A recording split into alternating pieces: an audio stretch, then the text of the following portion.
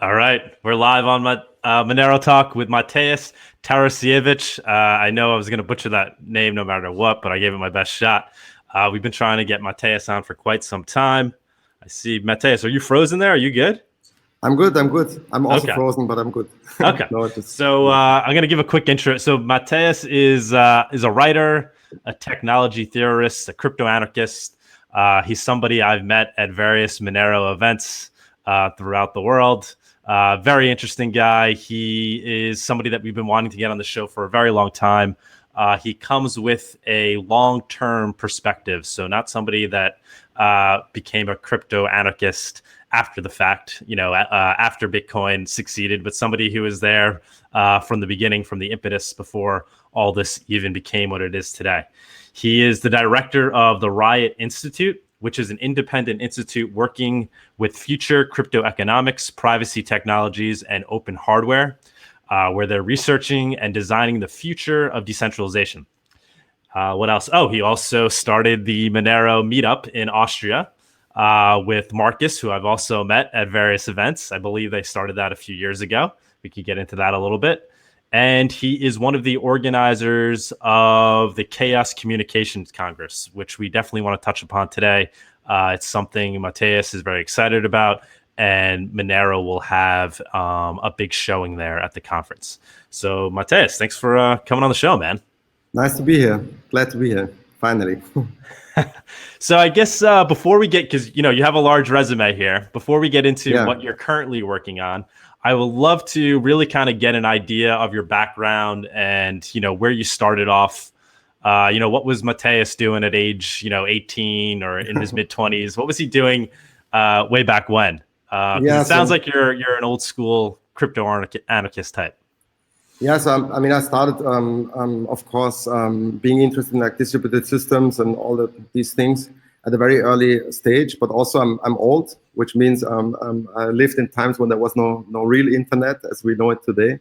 So for me, actually, that I got basically touched by Bitcoin was through art. I have actually an art background, and I have also a computer science background.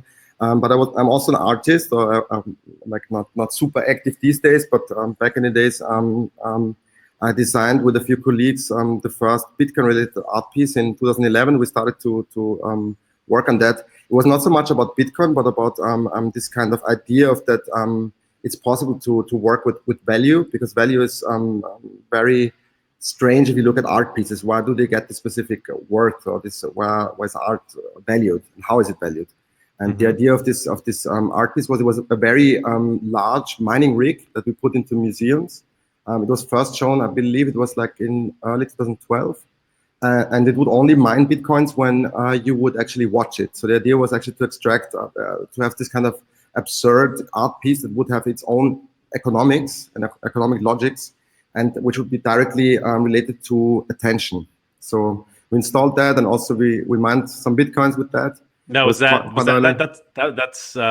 seems very early on too, in terms of kind of understanding the concept of, you are the product these days, right? So literally people, were essentially generating Bitcoin as their time was being harvested as they were looking at a screen, is essentially what that art piece was doing. No, you have to think of it of a large room installation. So it was more of case modded fans that you would see, this kind of blinking LED fans that people would actually use in their computers to mod them.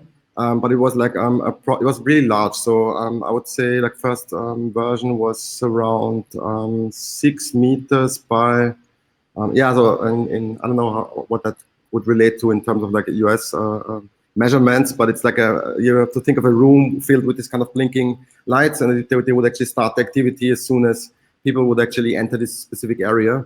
But talking about that, for us, this started a lot of thoughts. So there have been a lot of people involved in creating that art piece and like extending on it. So we made like different versions on that. And then we started to think of, okay, what can we do with this kind of coins? What is like happening now? What was your understanding of crypto at that time, of Bitcoin at that time, when you guys developed this art piece?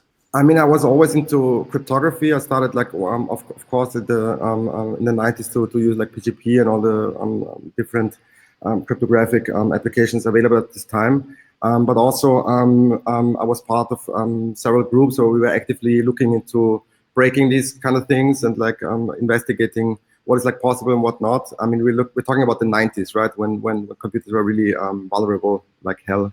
So we just recently in the 21st century saw this kind of like securing of the systems. In the 90s, like everything was basically open. So and me having a background in as a programmer also, so I was always fascinated by these kind of systems. And especially, so I would say my knowledge at this time was not really that Bitcoin related so much, but I understood the cryptography and the basic principles of it.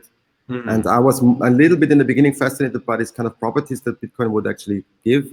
And in this regard, what came out of this one art piece was a kind of a series that we did with different artists and economists actually. So we started a series. We exchanged and traded the Bitcoins for other goods and things.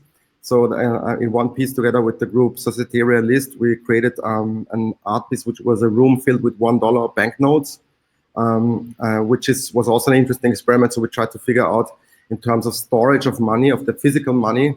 It's also fascinating. So we ordered this kind of single dollar banknotes and we picked them up at the bank actually in Austria, and you can actually, it was fascinating to us to see that you can order money. So you can say, okay, we want to have this amount of single dollar bills. And also the funny thing was the decision of why to take single dollar bill notes, because the banks would not be really happy to store them. They have the largest cost in terms of storage capacity, so to say. So what we found out in this research was that banks are really unhappy, or these sorts of institutions are really unhappy if they have to store physical money that is below $1. So the dollar in this regards, the single dollar bill is a kind of an iconic or has a kind of a relevance in this context, because it's very expensive to store. So it's actually a way to critique the system and to overthrow the institutions would be to order a lot of single dollar bill notes, in my opinion. And convert them into Monero, of course. For example, yeah, of course. So that's interesting. So when you first got involved, so that was your first touch with Bitcoin, was the R project, or you were already studying digital cash before that? You were familiar with the precursors to Bitcoin? I mean, to be honest, I was of course also on the cypherpunks mailing list, so I saw even the email from Satoshi with the executable, but I thought, okay, what's this bullshit? I won't open. Who opens executables? Right. It was like so the binaries. So that happened, but I somehow read the white paper much later. So okay, a year later or something. And then, so when did it really hit home for you? So obviously you're working on this art project, you're understanding, you're kind of playing around with it in terms of more of a hobby and looking at it symbolically. At what point did you think, wow, this thing might actually have a chance to become something? I mean, I was in a way working professionally in art at this time, because we started just a lab in a university. So we started the artistic technology lab, and this was one of the first pieces that we did, and started some kind of artistic research series in this regard. But it of course instantly hit me. So I thought, like, okay, this is something that could potentially change things here. And for me, my journey in this regards continued. I started to look at the different forks of Bitcoin. So I wrote some chapter for a book which was called The Handbook of Digital Currency in 2014, which was looking, I wrote a complete chapter with my colleague Andrew Newman about cryptocurrencies as distributed community experiments. So we looked at, okay, how is this actually evolving? How is this whole ecosystem evolving in terms of what kind of, how do you fix ongoing problems that this distributed and immutable and unstoppable system creates? And I was fascinated that in a way, people started to critique not only the technological, but initially the technological aspects or technological shortcomings of Bitcoin, but in a larger scope, in a way, they started to also experience and experiment with different value systems, like different economic experiments. So I call that in a way the golden age of altcoins, because this whole era was in a way also stopped by the introduction of the ERC20 token. So Ethereum somehow stopped this kind of, in my opinion, very radical and very hobbyist, let's call it in a way, experimentation with alternatives to that. You think Ethereum stopped that? Well, didn't that offer like an easier way to spin up? It did, but because of that, people had not to think so much anymore about the technical limitations. So it was more about, okay, you have a token, and how does the value get into existence? How does the value emerge? In my opinion, with an altcoin, that would be like initially just a fork of the Bitcoin code base. You would have to think, okay, how do I distribute my network now? How do I create this kind of network? How do I make sure that there's no 51% attack? How do I make sure there's enough people incentivized to run the network and so on? So I think that was largely stopped by Ethereum, of course, also because in a way you are shifting the whole network properties to Ethereum itself. So as long as the Ethereum network works, your token will also be in existence, so to say. So, yeah, I tried finding that paper. I found the abstract, but yeah, I would definitely love to read that chapter. So even just reading the abstract, so so you were kind of talking about the flaws of Bitcoin that were starting to be revealed at that time. Obviously, the fact that it's not anonymous on the protocol level, and there being some scaling issues, things like that. The centralization of the tendency for mining to centralize.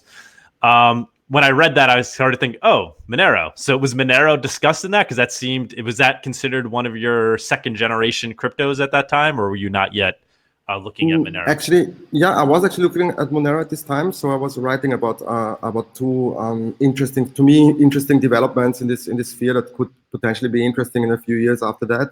And I was at this time talking about Monero. And the second thing that I was actually fascinated by was Ethereum, because you have this kind of state. This kind of huge state machine, this very slow computer that is a decentralized computational engine. So these things were fascinating to me. At this time, both were like in its infancy, so to say. But in a way, this is how I came actually across Monero, through this kind of research. And for me, this started to be an interesting journey since, to say the least. Now, when was RIAT started? Because that's basically an institution for researching cryptocurrencies. So was that started at this time when you wrote that paper? Yeah, it was technically started before, but it was called differently. So there was an art group that was in existence that was called Artistic Bokeh. So which is in a way the quality of the sharpness of a photography, so to say. So we were working with all these kind of experiments that I just outlined under the umbrella of this art group, which was a lot of people have been participating. So it's kind of half anonymous group, I would say. Like I'm one of the people who is like visible, but there's like a lot of other people that contributed to the time. And in a way, this led to, because we got into centralization issues with universities. So we started the RIAT Institute more of a kind of a need to be able to control the research, but also the research funding that is like in existence in this world a little bit more on the level of the researchers. So in order to criticize also like how universities and the statists work in a way. And so it was actually founded in a way from researchers for researchers. So that's in infrastructure and kind of to also look at this fringe research elements which wouldn't be initially maybe taught or researched in the universities, such as cryptocurrency at this time, or artistic research, or all these kind of fringe research cultures. Do you think, I mean, I guess it's kind of an obvious question, is Monero a second generation crypto? Was it invented in reaction to the shortcomings that you see in Bitcoin? I mean, yes, I would say it was invented to address these shortcomings. Of course, like there was a lot of technological changes that have been put also. I mean, it's in a way, it's a completely from ground up rewritten different system. So it's not technically, it's not an altcoin, which is like just a fork of Bitcoin, because it has been like rewritten and it's like very, very different. It has a lot of different properties also. And so it's a good question. But I would say like it wouldn't qualify as this very old term of altcoins, you know, where you say, okay, this has to be a code fork of Bitcoin, because technically it is an entirely different code base, which at this time makes it also so hard to be implemented in different hardware and exchanges and so on. So this is one of the reasons why we don't see Monero everywhere yet. And what's your opinion there? Do you think that comes with time? Do you think that's going to be difficult for Monero to achieve? You mean adoption, total adoption in a way? Yeah. I think it will come with time. I mean, one basic element which somehow still is fascinating, and not so many people see that is of course the privacy aspect that is totally lacking in Bitcoin. And although we see that Bitcoin was in the beginning a lot used in darknet markets and so on, still is absolutely traceable. So this is like one aspect I think where always like Monero is mentioned, on which regard Monero is mentioned. But I mean, also like looking at the recent developments, and we will have a protocol upgrade soon, where we see a very interesting new developments. So this kind of ASIC resistance is, in my opinion, also super interesting thing from a research perspective to look at, also from a game theoretical perspective to look at. And in a way, I don't know. Of course, you have to. Doug, you've also read the Satoshi white paper, right? So yeah. Satoshi always talks about this. This kind of idea of the one CPU, one vote system, which in the end was totally undermined by the arms race that was introduced by through like the availability of FPGAs and ASIC mining and so on. And I mean, it's not so questioned these days, but there has been a time in the very early age of Bitcoin where there was a lot of discussion on Bitcoin Talk about like, is this a good thing or not? It was a good thing as long as the hobbyists, so like the miners at home, could actually still produce coins. But if we look now at like who is basically securing these large networks, and it's not only Bitcoin, but like larger Bitcoin networks is mainly run. There's a huge centralization happening. And this is like one thing which I find like extremely interesting with Monero, that there's attempts to have ASIC resistance. So it's in a way a very resistant or like currency which questions things or which criticizes things. That's what I like about it. Yeah.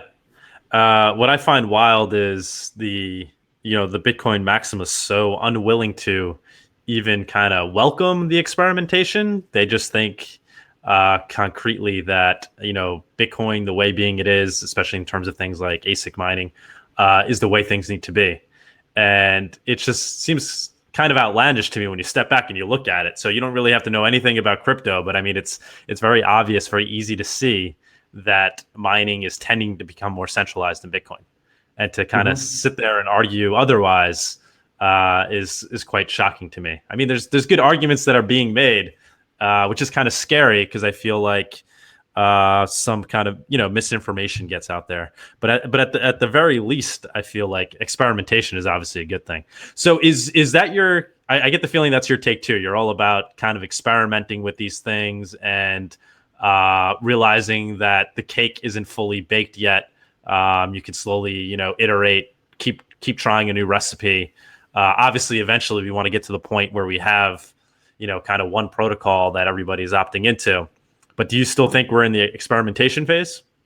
In general, I would say definitely. Also, if you look at what's out there currently, and I mean, Monero is the best example. We see a lot of new developments, or like really fascinating pieces of code makes it into Monero code base like faster than in a lot of other code bases. So if we look, for example, at bulletproofs, Monero had the first implementation, due to my knowledge.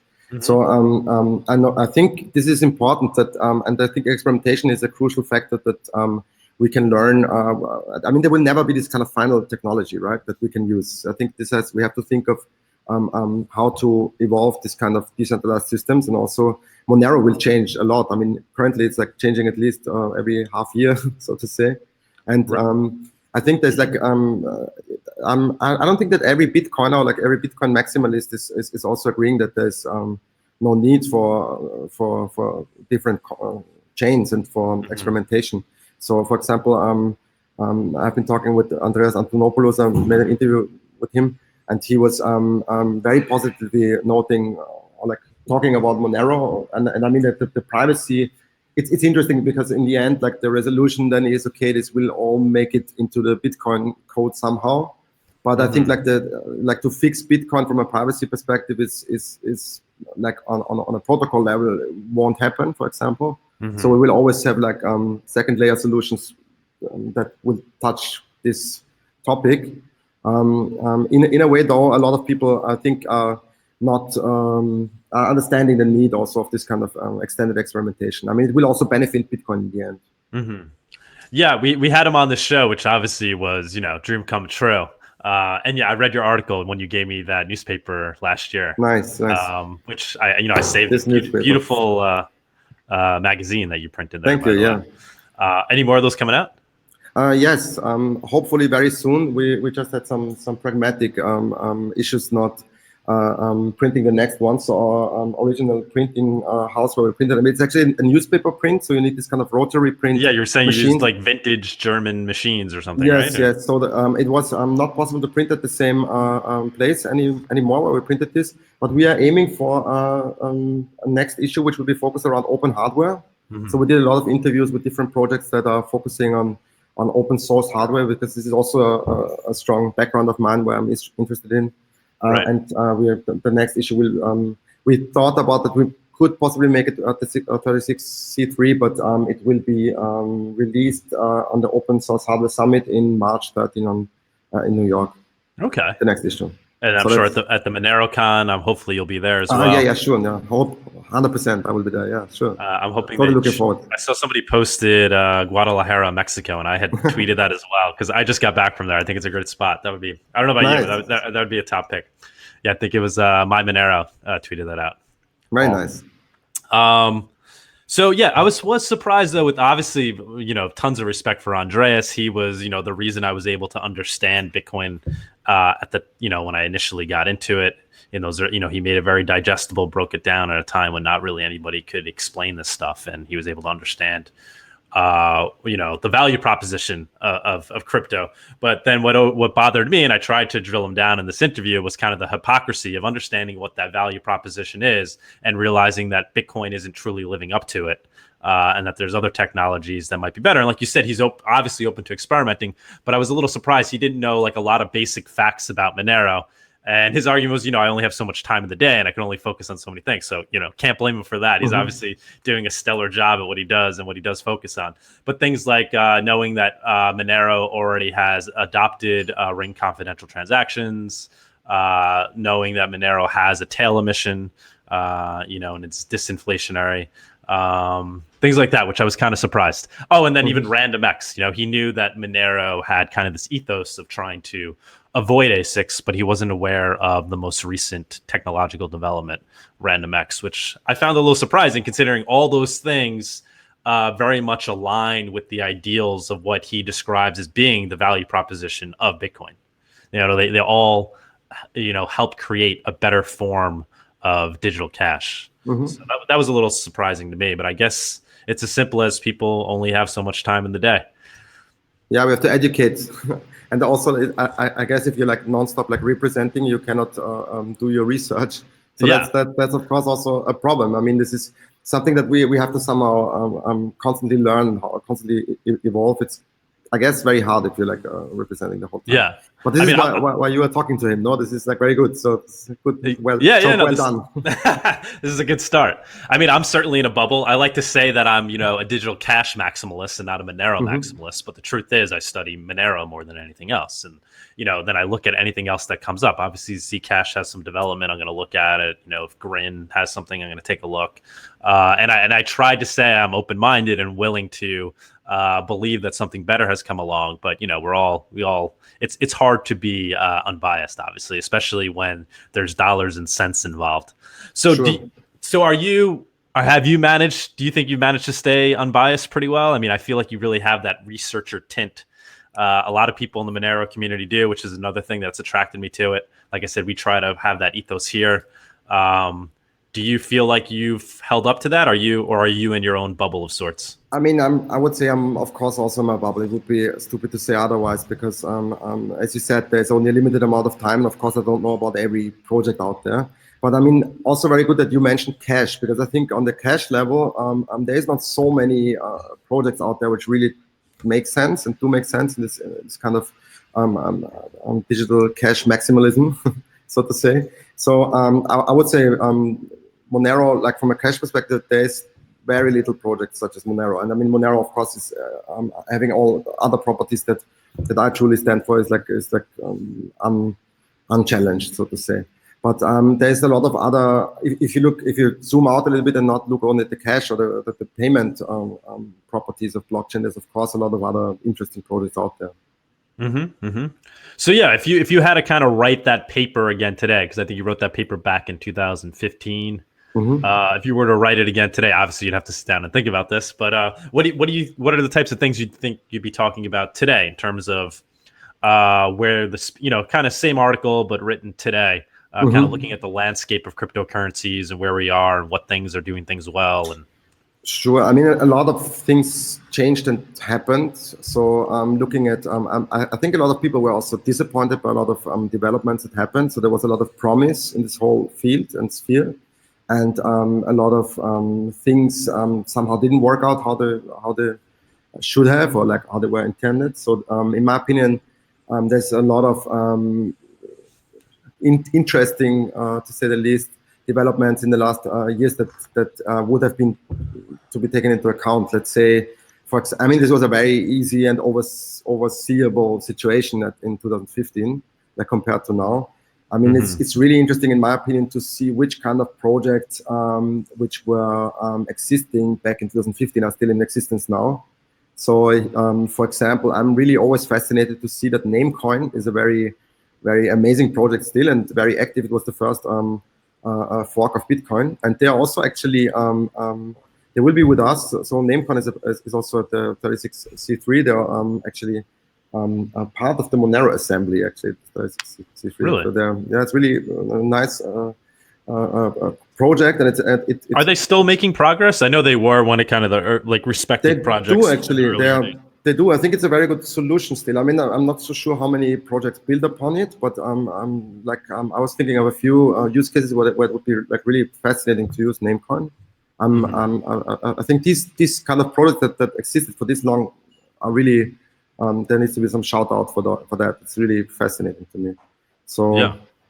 But we have to talk with. I'm super interested. We have to talk with them and see what they're up to. Like I'm really happy to understand what they have been up in the past years. I think there's like so many use cases where you could use that.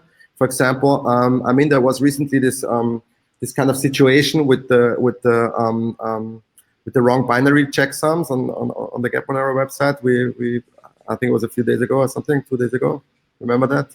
And this is like a big discussion right now about like, okay, are we really checking our binaries and what kind of code are we running on our computers? So I think what would be like, for example, a very good use case for Namecoin would be to have some kind of distributed checksum database, like some SHA-1 database where you could actually verify not only like a lot of binaries or like different code you would usually run without questioning it. So some kind of distributed binary database incentivized would be like amazing to do with Namecoin, for example. So I would love somebody setting that up because I would think that would help. In the end, a lot of users which are not checking that initially. I think so when I was talking with Andreas Antonopoulos, I was also talking about these kind of things, and I was I'm actually also asking him about Monero. So he knew a little bit about Monero. But what was interesting to hear is he was mentioning that it's actually a nice project, but he thinks like HTTPS is more relevant because more people use it. And I mean, he's correct in this regards because of in mass adoption we have it's more relevant. But I mean, looking at the cache aspect, then of course he's not correct with that. But I think that there needs to be like more privacy enabling technologies available to them to everyone, and this is a big problem I think we are facing these days. If you're looking at hardware or software or all sorts of our stack, we have a lot of problems, in my opinion, where we're not questioning anymore the authenticity of things, and and this is something which is I'm not so sure if this is a kind of a blockchain solvable problem or something. It's more of a general condition that we are in. This is not so easy to exit anymore. So we gave up a lot of freedom, a lot of privacy in the past years, in my opinion. And I think like Monero is like one super important element to regain our privacy, but there's also like other steps to take and other projects to look at. So what do you think the future looks like then in terms of crypto? And then I want to ask you in terms of the general technology space as well, like you said, where there's kind of this battle that's taking place. kind of the dystopian future of where everybody's online using these siren servers like Facebook and Google, and all their data is being exploited. And then there's the other scenario where technologies like cryptocurrency and open hardware fight back and kind of give people liberation in the digital age. Mm-hmm. So what do you see as being the future for crypto and for kind of open source hardware and software in general? I know that's a lot, but like, what is your vision? What do you think about when you picture the future of where we're currently at now and where we're headed with these new technologies? I mean, it's certainly exciting that things like crypto exist and Bitcoin exist. I imagine if I would have asked you this question, 11 years ago, you would have been like, we're all screwed. Everybody's going to be tracked for the rest of their lives, and there's really nothing we can do about it. So what do you currently see as being the future, given what we know today? I mean, still, I'm seeing a very dystopic future from the perspective of today, and I mean, also it's Bitcoin didn't really help us here. So Bitcoin made the world more transparent, at least from the payment perspective. It's very easy to be traced, of course, and it's a problem. It's a question if we can regain that, because it's so deeply.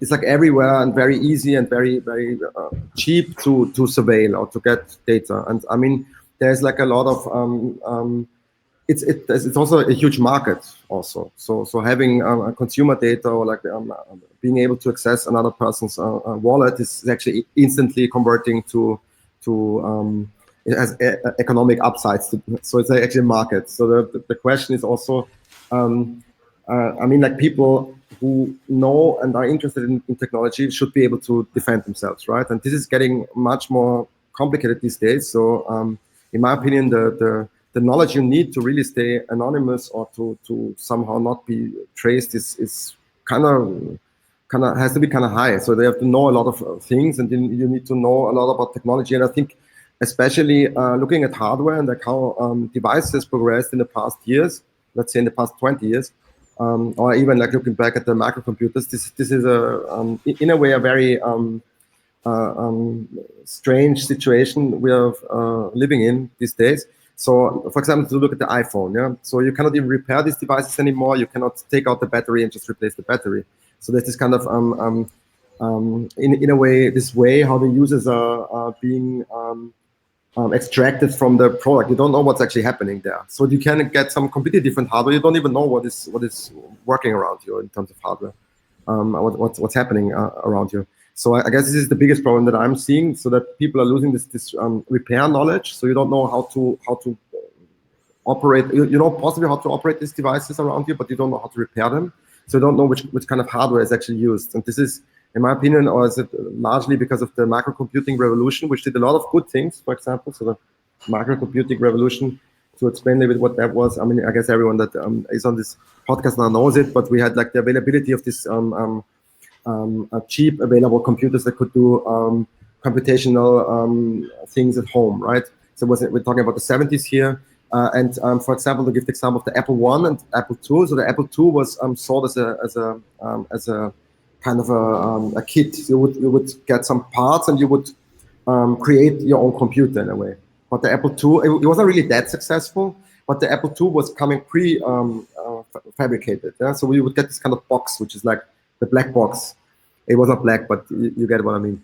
And so basically, you're losing this kind of knowledge about what's actually in there because you don't open it. It's just, okay, that's the box. So enthusiasts, of course, open it, but it wouldn't be like, not everyone opens it anymore. So this is an interesting shift, and this degraded from the years and years that basically you don't know anymore if there's a microcomputer in your devices. There's microcomputers used everywhere. So it's fascinating to see. Also what they could do. So if we look at the Snowden leaks, or like all sorts of like leaked documents, like surveillance is actually is happening already.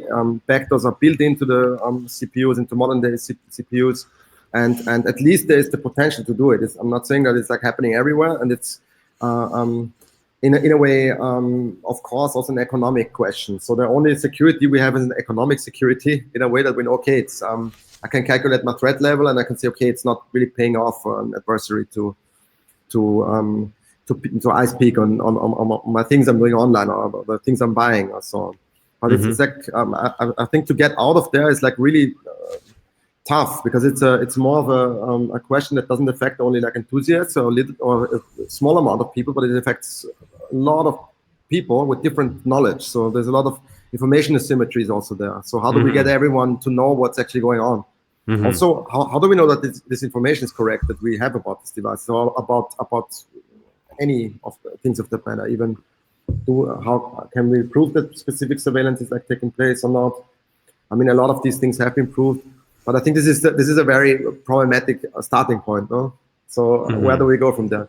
But I think there's a few options where we can at least also with Monero as one of the in the arsenal, so to say, like we can do a lot of like other we can attempt at least to regain a little privacy, or we can try it.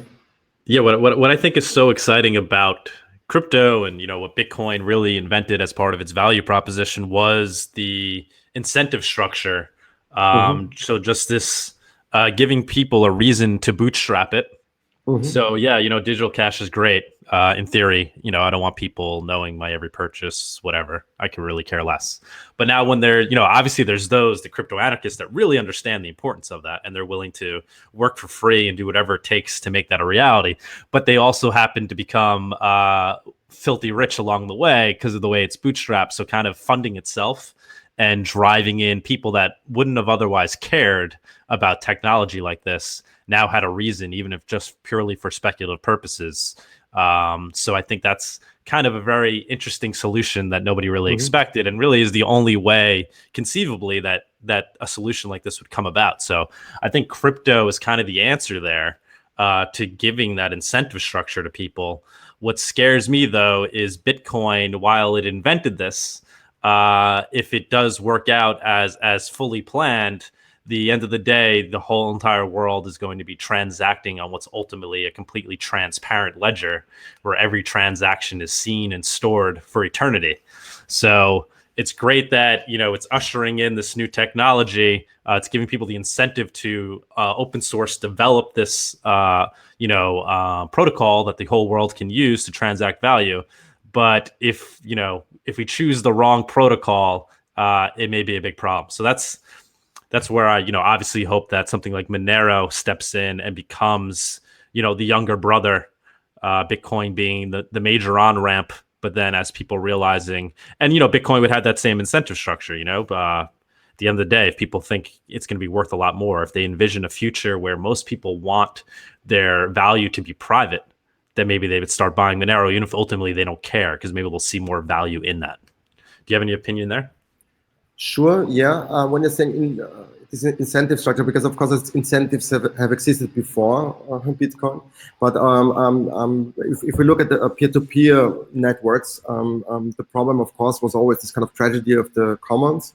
So there's always in cryptoeconomics, you have always this example of BitTorrent, and you would actually download a file, and then after you got the file, you wouldn't seed it because there's no incentive to do so.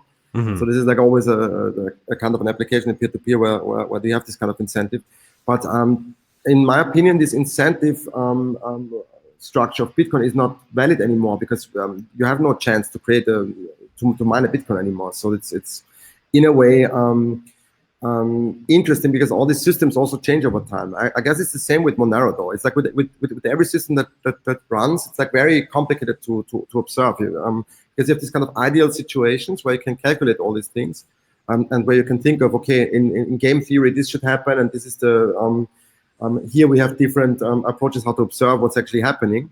But it's never this kind of pristine and clear situation that you will find yourself into. So like especially in crypto, and when we're saying crypto, I think we mean like digital cash or like distributed systems and blockchains.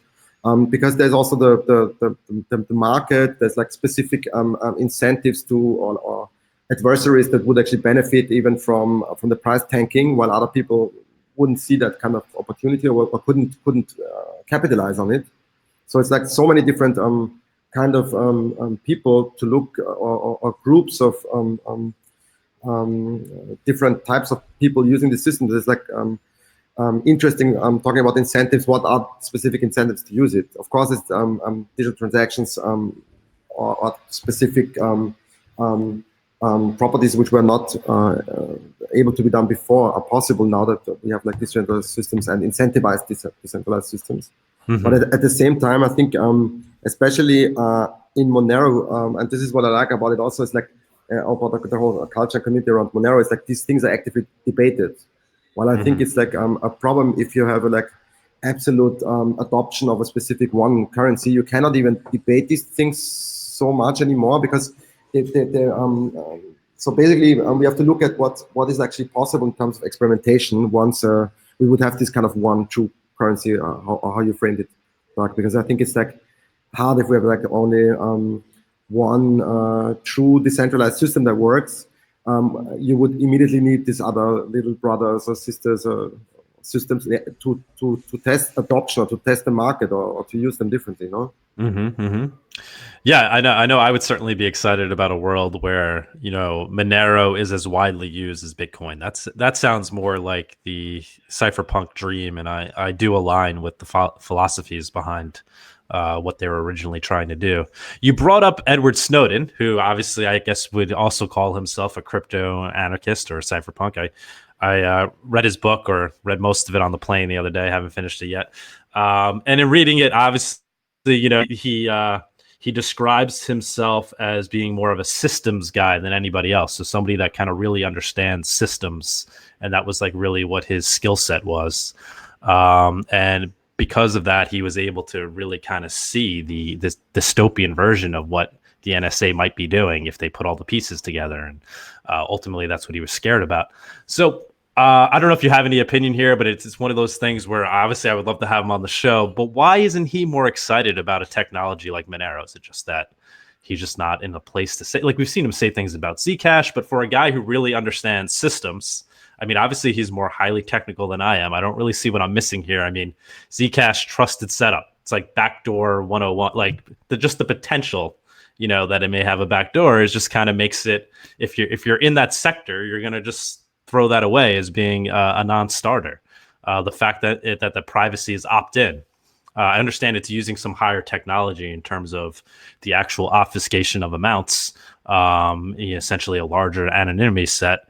But I feel like those other things greatly outweigh that. I wonder why somebody like Edward Snowden, who understands better than anyone what the dystopian version might be, and why it's so immediate and important that we try to, thwart that. Not saying I totally agree with his actions, but obviously I agree with the philosophies he's proposing.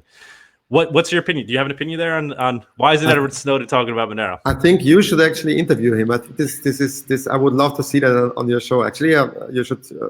Is he giving interviews these days? I think he would actually. I would love hearing you actually ask Snowden exactly these questions. It would be amazing. Really. I mean, I don't know him personally, and I don't know what he's up to, and if he's possibly other trouble these days or something. Yeah. But I guess it would be really a good show. You should interview him, definitely. All right, so we have to go direct to the source. I just want to see if you had any opinion there as to why he may be overlooked. I don't know. Yeah. Not really. No. So you don't hang out with Snowden? No. So let's switch to talk a little bit more about the hardware, because I know that's something that obviously is near and dear to you. You did your last talk on that.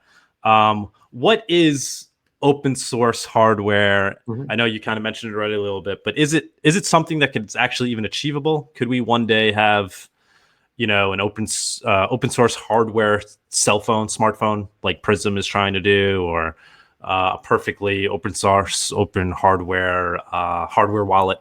Are these things actually achievable?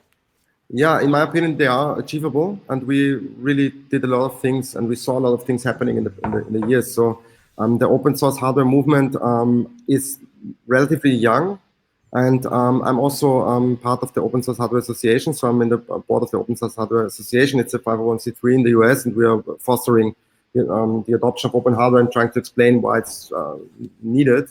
So in my opinion, it's very important to have open source hardware, firstly, for people who are also creating hardware, because they can learn about, okay, how can I design hardware? They can learn in the same way that they can learn when they have access to open source software, because they get a lot of information that they wouldn't usually get, which is usually protected by intellectual property rights, or which is not available, let's say. So still looking at the open hardware movement, it started around a few interesting things, because hardware is very different than very different than software. So open source hardware faces totally different issues that you don't have with software. So also, what are you open sourcing in this regard? So what in the open source hardware sense is open source is usually the schematics, for example, the bills of materials, everything that you can open source actually, and what another person would actually that is designing or wants to validate or verify the specific piece of hardware might need to do that. At the same time, you're facing also issues because a lot of components are not open by definition. So let's say microcontrollers or MCUs or any specific chips are usually not open. So that means you don't know what's actually happening inside them. So although there's a lot of, for example, the Arduino is a very good example of an open source hardware board. So basically, it can also be copied. There's a lot of knockoffs of it. So actually, how people usually secure their invention in terms of like open hardware is through in open source hardware you would have a trademark, and the Arduino trademark is basically the brand name you cannot use if you want to create a knockoff, but you could actually reproduce a specific piece of hardware. So open source hardware in this regard is firstly interesting for people who are also into producing hardware. But then at the same time, like looking into what I said before regarding this kind of device literacy, or like knowing the devices around you, of course, it helps to learn how these hardware elements and how these specific devices are built. So as soon as we have access to this information, then we can learn more about them. Here's where the movement gets a little bit complicated, because there's on the one hand a lot of people open sourcing material for the educational purpose, and at the same time a lot of the components are not really verifiable. You don't know what's happening because there's a lot of patents in there. Best example being like, for example, microcontrollers or Intel or some existing CPUs and so on. You don't know what's going on. So one direction, what is possibly resolved in the future, is open silicon. So it's like a way also. So RISC-V being one example. So there's a lot of attempts to solve this last mile, so to say, for open source hardware. But what would be the incentive structure there to develop open source? I mean, in silicon? the end, the open source, the incentive structure in this regard would be, for example, manufacturers of large quantities of existing hardware would be interested to be able to produce royalty-free elements. Let's say Western Digital is super interested in not paying a specific amount of royalty per unit they are developing in for a specific component producer, that they have to always pay royalties. So it's a lot of like the per unit price is very high. And if it's like open source hardware, you can actually make sure you have your own fab, and you can control the production however you want it. You can basically the market is also larger where these things are manufactured, because you can actually so different fabs are in competition with each other. In my opinion, this whole open hardware movement is a super interesting one. I'm very active in this since around 2010, I would say, like maybe a little bit longer actually. And but being into hardware like since I'm a kid, so I was like soldering a lot, and so it was always fascinating to me. And of course, there was a lot of these kind of developments made around the 3D printer, for example. So I mean, it's now a marketed product, but it's interesting to see that it was also a very large movement around the REP 3D replicating, self-replicating printer, so to say. And I'm since a very long time really fascinated by this kind of community efforts, and I'm really fascinated of what can be done and achieved through community. And this is very strong in open hardware, because people can actually learn from the developments. People can build upon the developments. They can extend it. They can modify it without paying this kind of royalties. I mean, if you look at the current hardware that we have around us, if you open it, you're even voiding the warranty for it. But with open source hardware, these things in the first layer, at least touching enthusiasts or people who would want to learn about it. At the same time, it's also limited, because you cannot open source everything. And as I said, like all these kind of patents prohibit open sourcing everything. Ideally, I worked with a long time with a project. Still, I'm a little bit active, but not as much as I would want. is the Apertus open source cinema camera. So this was a really large open source hardware project that we worked on, also in our lab, and but also it's a group and community now working partly on like mainly on this.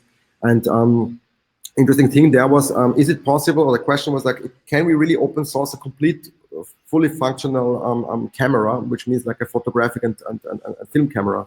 And where would we start? And like, how is it actually possible? And there was a bunch of people like starting to fork the LFL camera. It's actually the camera that you see in use at the Google Street View cars that are going around, and this kind of so this is LFL camera. So they started to fork it and like work on it. So it was already available as open hardware, but it had like a very bad resolution. So people started around that to really completely redesign a camera that is like modular and fully open hardware. I mean, not fully, because here's the interesting part. A lot of things you will never be able to produce yourself. In this specific regard was the sensor itself. So the sensor is not, you don't know everything about the sensor. So one tricky part of this whole development of a product in open hardware is to talk to the manufacturers and ask them to let you to pass on information, because you have to always sign NDAs, and you will not be able to pass on a lot of information to the community using your hardware. So in this regard, it was very important to talk with the manufacturers, and then eventually like having them understand that it's also a benefit for them, because more people would buy their sensors.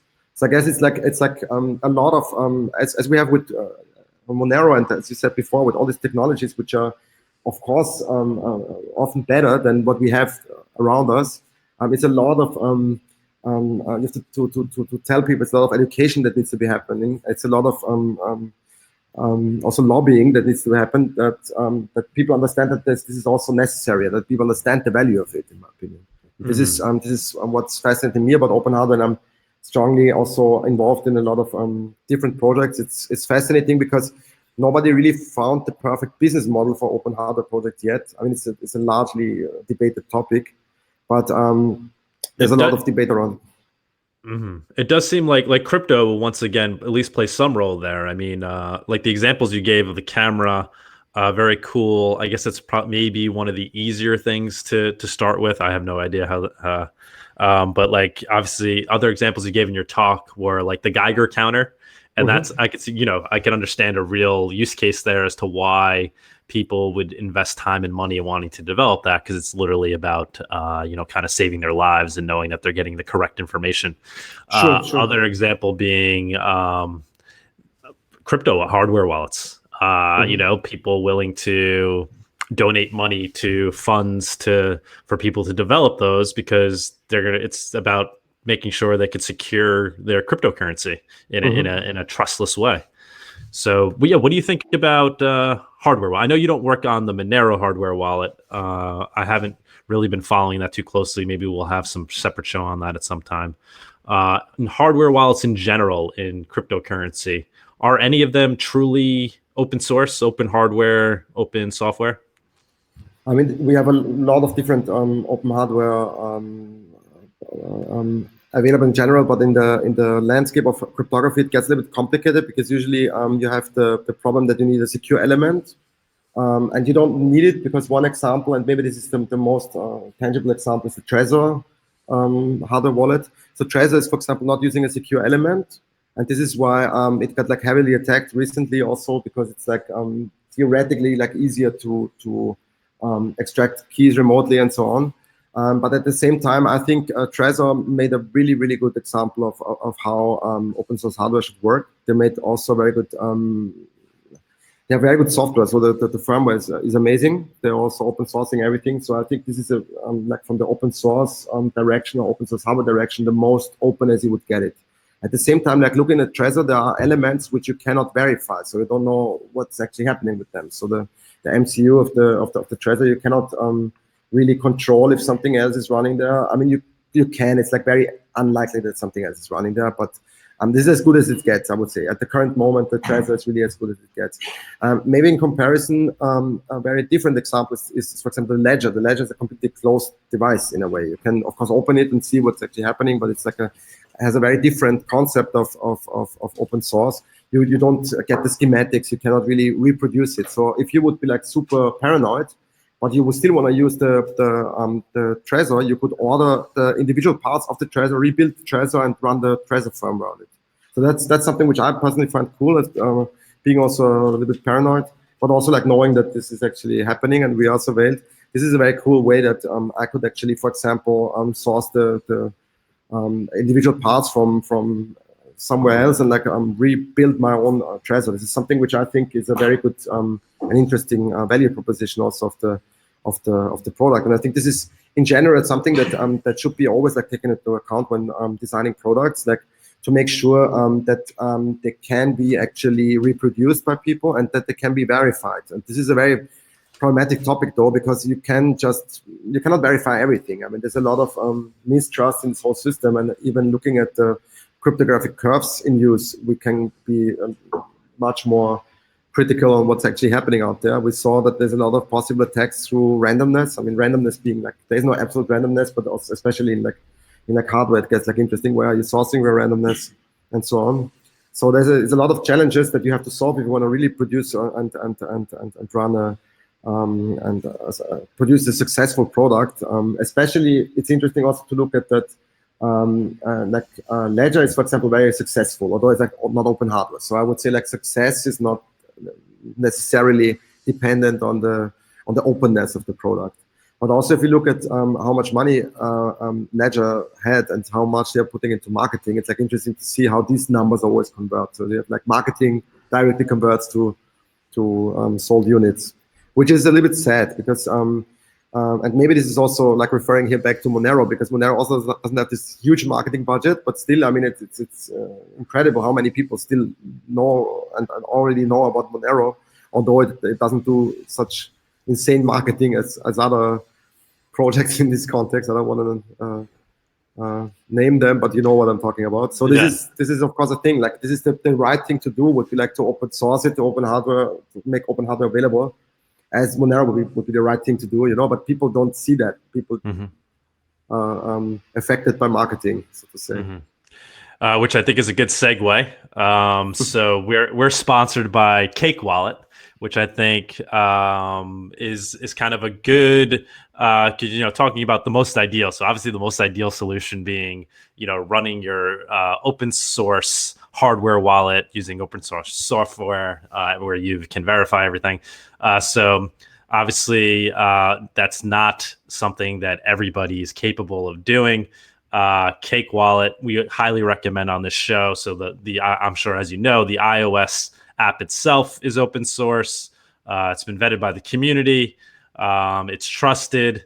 And so, a nice, easy, convenient way of getting, very high security with very little work is to run iOS Cake on your smartphone, on your Apple phone. Maybe you want to, if you're storing many Monero, maybe you want to store it on cold storage or something else. But I certainly recommend it as being the kind of most ideal way to get into Monero, to hold your Monero, spend your Monero. And it's doing a great job. Our second sponsor is xmr.to, which I'm sure you're familiar with as well, Matthias. So they're basically a nice bridge from Manero to the Bitcoin world. So one of the issues being liquidity with Manero. Well, now if you're storing your Manero on your Cake Wallet, on your Apple phone, you can seamlessly spend it wherever wherever Bitcoin is accepted by sending it through xmr.to, which is integrated into Cake. So those are our two sponsors, and I think they do segue nicely into what we were just talking about. Do you think we'll ever get to the point where I will be running, open source Cake on, my open source cell phone hardware? Like, because I feel like that's the ideal. Obviously, open source hardware wallet is nice, but I think in terms of user experience, and we're talking about these being factors, the greatest user experience would be the current one of running a wallet on your phone, the one device that you already carry around every day, but doing it in a very reliable, secure way, so you know that the hardware hasn't been tampered with. So we're kind of there with software. Do you think we ever get to that point? So I know Purism tried to do it.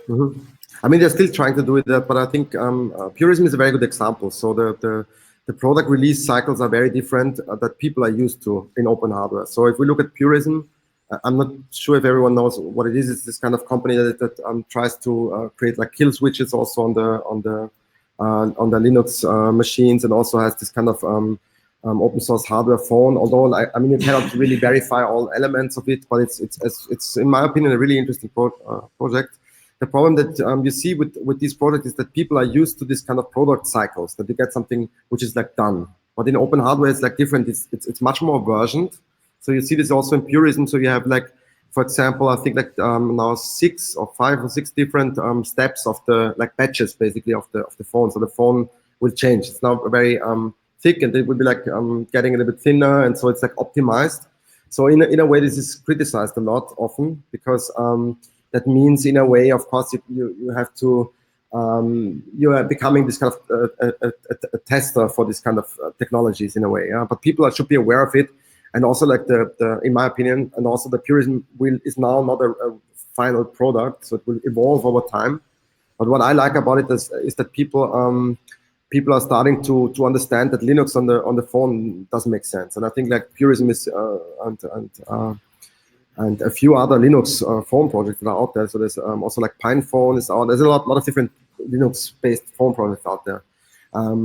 They're really doing a really great step in the right direction. So it's like that means like challenging Android and iOS as the main dominating operating systems. I think like it's really insane like how many people are using these kind of operating systems. And still we have the problem then again of convenience. So it's like, of course, more convenient because Apple has a lot of like R&D money to create a very nice user interface and make sure that there's like at least this like last step is like done. Although they already had a few problems with like creating like security updates in time. So this is a big problem with Apple, for example. But still, the user interface appears nice, and everything is seamless and so on.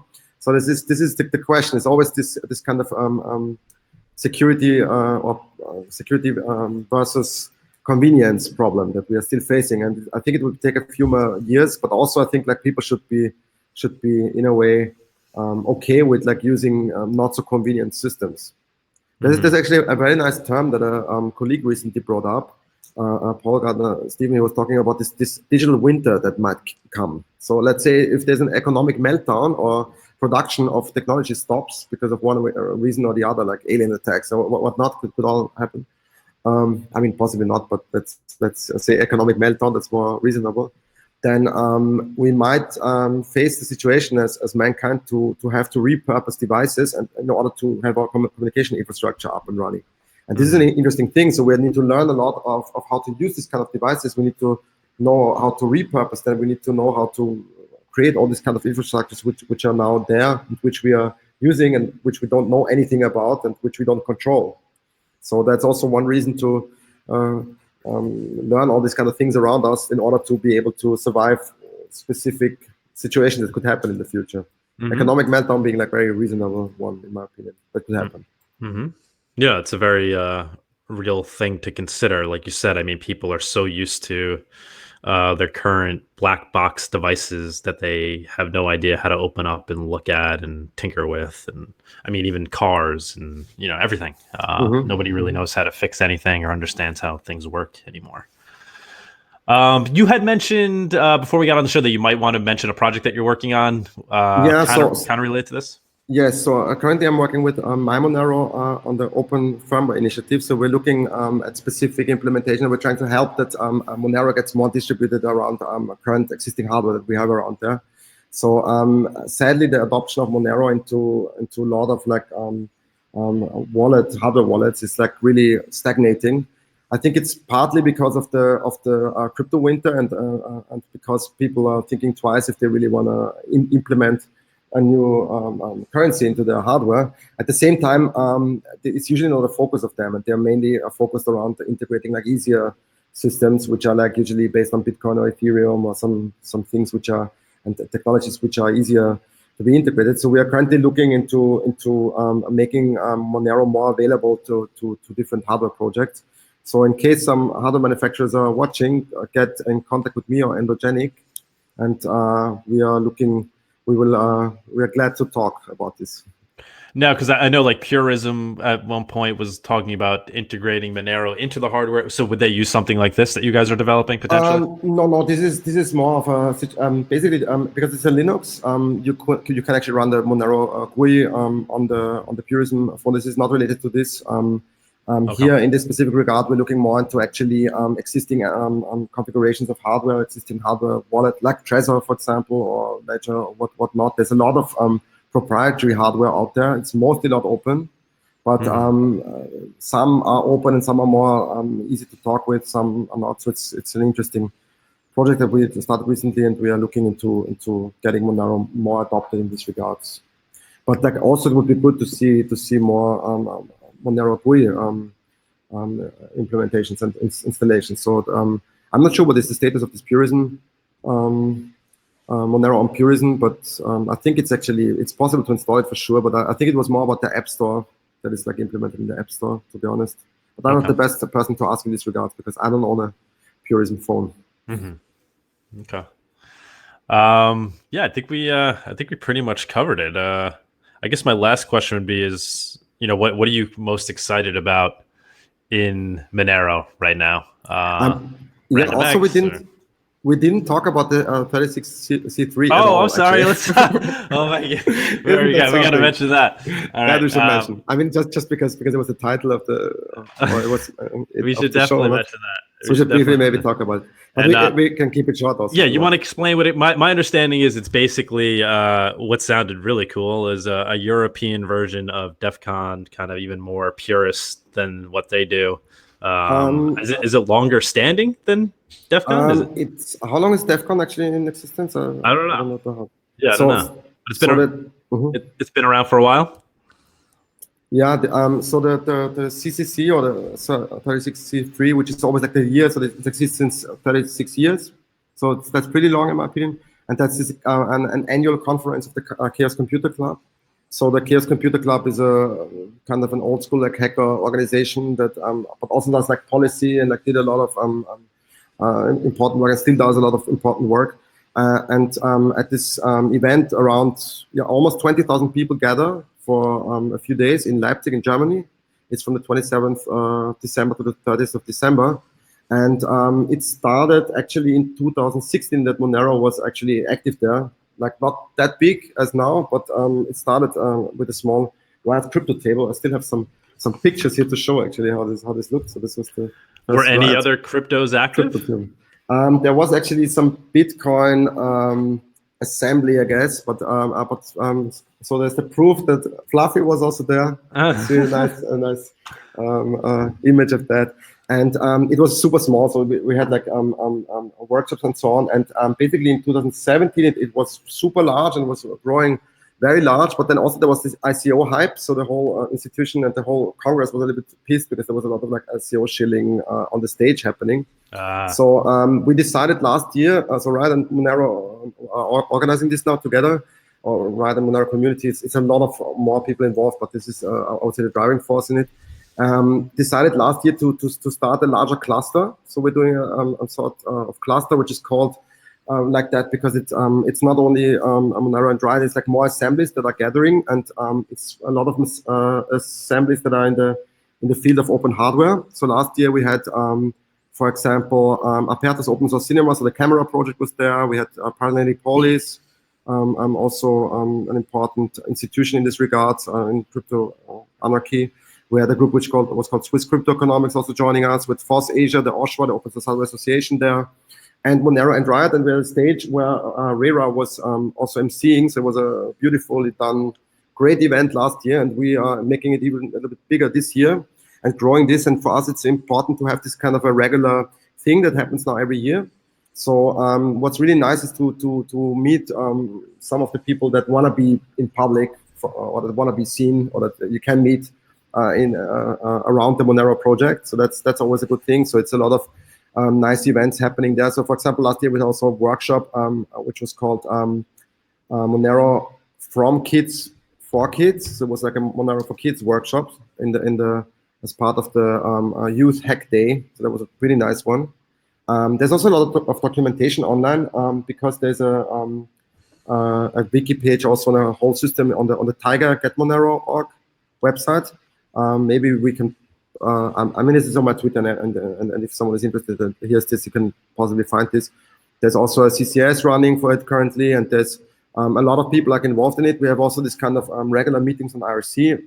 Where we'll post it all in our show notes. Yeah, sure, very cool. Yeah, I would love to attend. I don't know if I could swing it during that time between Christmas and New Year's. I don't know. I'm very tempted to though. So wait, is a schedule set then too? There's a conference management system, and we have a stage, and we have like we accept like calls for workshops and talks. It is a Frab system. It's on frab.riat.at. We possibly have to post this as well because I'm not sure if everyone can actually type my bad English into words. So yeah, and basically we have a different track. So there's one open hardware track, and we are framing the Monero related things under financial privacy with Monero, for and with Monero. So there, we expect a lot of Monero related talks. Hopefully, then there will be like Namecoin, of course, also again having a few talks. Hopefully also a lot of open hardware and Monero related talks. Let's see how that turns out. But also possibly other talks which are not necessarily directly linked to Monero, but which are linked with like the larger scope of like privacy and anonymity. So at the CCC and at the 3063, there will be a lot of other projects as well. So you have usually Tor project there, Tails project there. So all these kind of privacy and anonymity projects will be there anyway. So we are also opening up the stage for those projects. So we have a conference management system for that. And yeah, it's on 3 days, and there will, I think currently it's only Rera emceeing, so he has to live until then. So we have to make sure that he stays awake and could or find also possibly a backup moderator. But I think like as Rera did such a great impression last year, even we heard from so many people that it was so amazing. I'm really happy to see this whole thing even growing this year. So that there's around like 150 seats, so it will be like rather large.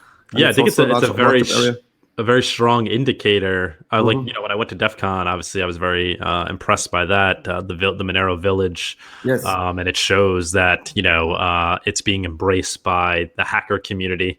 Didn't see any other cryptos there that I know of. And, you know, the village was kind of very pure to the ideals of the hacker conference, and it's exciting to see it now at these other conferences. And like you said, it's been at these other conferences. So I think that's a very strong indicator that the Manero project is doing something right in terms of actually living up to the ideals of being a true open source project, because Definitely. It's embraced by these people that actually understand those ideals. So I that excites me more than anything when you look at what's kind of happening in the crypto space and trying to figure out, is Monero on the right track, is when you see you know, the brain power, the smart people that understand this stuff actually focusing on it as a technology and accepting it. Definitely. Amazing, yeah. Anything else you want to say about it? We'll post all the links. You can I think you send us most of them, but we'll make sure after the show as well. Super. Yeah, I'm a little bit tired already. Sorry if I was like maybe not so precise on some of the things, but it has been a long day also. Yeah, and let me know if you think of anything else I can mention it in another show, or whatever we could do to help support it. Would love to go. I don't know if we could pull that move. You should. We're expecting you, actually. All right. I'm almost convinced. All right, Matthias, it was great seeing you. Like I said, you know, when we started this offline, it's always great meeting you in person. We've met a few times. Thanks for coming on. I'm glad we were finally able to make this happen. For those of you who are just learning about Matthias now, I mean, he's obviously he's a very prolific, intelligent crypto anarchist that really understands this stuff. And it's exciting to be a part of an open source project that he's enthusiastic about. Thanks again, man. Thanks for coming on. Thanks for having me. Amazing. All right, buddy. We'll talk later.